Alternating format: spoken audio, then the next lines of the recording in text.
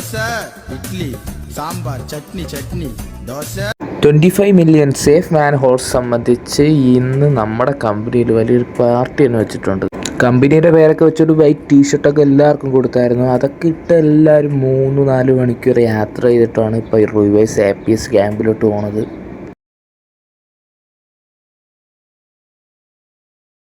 എവിടെ വണ്ടി നിർത്തുന്നു അവിടെ ശൗചാലയം.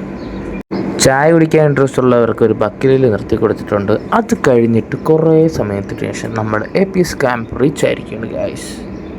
പാട്ടുകാരൻ ആകാശ് രാജ്, വൈശാഖ്,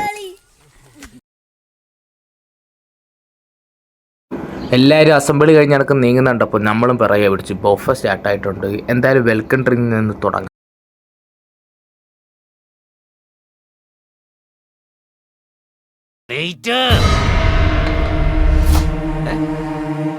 ഇതിലും വലുതില്ലായിരുന്നു. കുറച്ചുകൂടെ വയ്ക്കായിരുന്നല്ലേ. എന്താ ഇത് പോരെ എനിക്ക് തിന്ന്. ഇത്രയും ഫുഡ് ആരെങ്കിലും കഴിക്കോ? ഈ തടിയൻ പോലും കഴിക്കില്ല.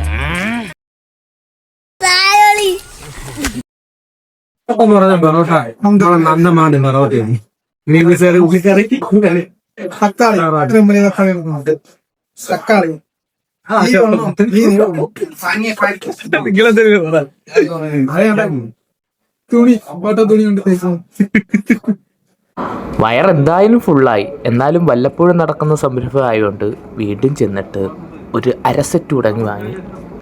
ഗൈസ് ഇതിൽ ലെഗ് പീസ് ഉണ്ടായിരുന്നു ഗൈസ്. എന്തായാലും ഫിനിഷാക്കി മട്ടമാക്കി സൂപ്പറായിരുന്നു. Don't underestimate the catering people, Oh, fruit salad with ice cream.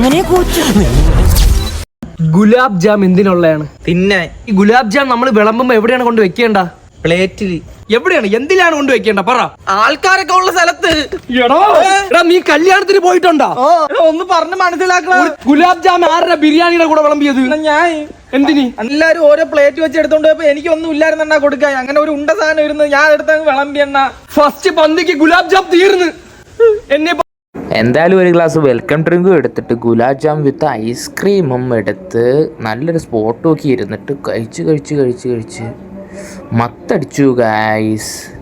അങ്ങനെ അവിടുത്തെ പരിപാടിയെല്ലാം കഴിഞ്ഞിട്ട് ബസ്സിലോട്ട് കയറാനായിട്ട് പോവുകയാണ്. ഐശ്വര്യമായിട്ട് ബസ്സിലോട്ട് കാലെടുത്ത് വെച്ചപ്പോൾ but there is A problem guys.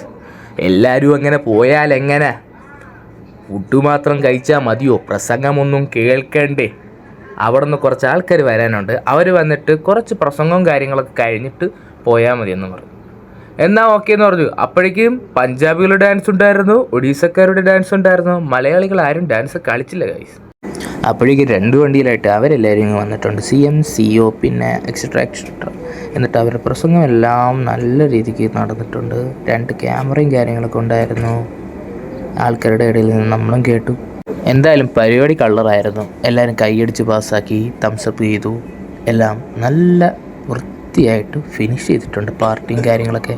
എന്നിട്ട് വീണ്ടും ബസ് കയറി 4 മണിക്കൂർ യാത്ര, ക്യാമ്പിലോട്ടൊരു പോക്ക്. ക്യാമ്പ് ഏകദേശം എത്താറായി. ക്യാമ്പ് എത്തി. അപ്പോൾ ഇന്നത്തെ പരിപാടികൾ ഇത്രയേ ഉള്ളൂ ഗൈസ്. വീണ്ടും ഉടനെ തന്നെ കാണാം. ബൈ.